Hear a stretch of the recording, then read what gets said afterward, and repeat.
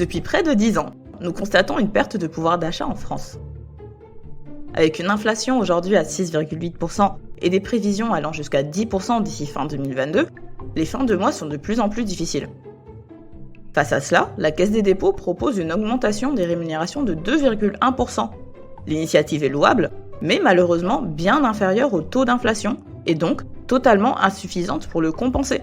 Force est de constater que le pouvoir d'achat est aujourd'hui au plus mal, et va continuer à s'éroder.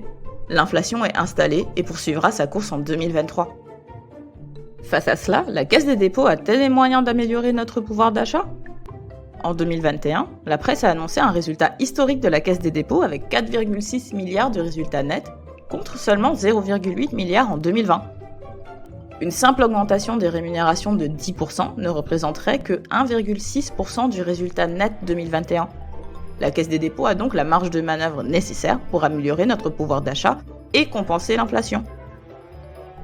Mais alors, comment la Caisse des dépôts doit-elle s'y prendre pour améliorer de façon pérenne le pouvoir d'achat ? La Caisse des dépôts a 2 grands leviers pour améliorer concrètement et de façon pérenne le pouvoir d'achat.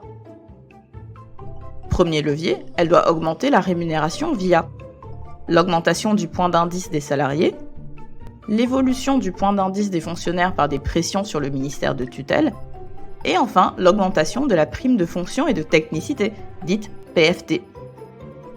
Deuxième levier, la Caisse des dépôts doit revaloriser ces éléments complémentaires tels que les indemnités de transport, les subventions à la restauration d'entreprise et les tickets restaurants, les suppléments familiales de traitement, les complémentaires santé et prévoyance, les indemnités télétravail, ou encore les prestations sociales du COSOG. Du coup, concrètement, comment faire aboutir ces revendications auprès de la direction ? Pour faire aboutir ces revendications, une seule solution. Construire un collectif fort qui mettra la Caisse des dépôts sur la bonne voie. Pour cela, rejoignez-nous aux heures d'information mensuelles et aux assemblées générales des personnels. Venez aux actions de la CGT et du SNUP. Et choisissez des élus qui agiront pour vos droits individuels et collectifs. C'est par la force du collectif que nous gagnerons de nouveaux droits. On se bat ensemble, on gagne ensemble.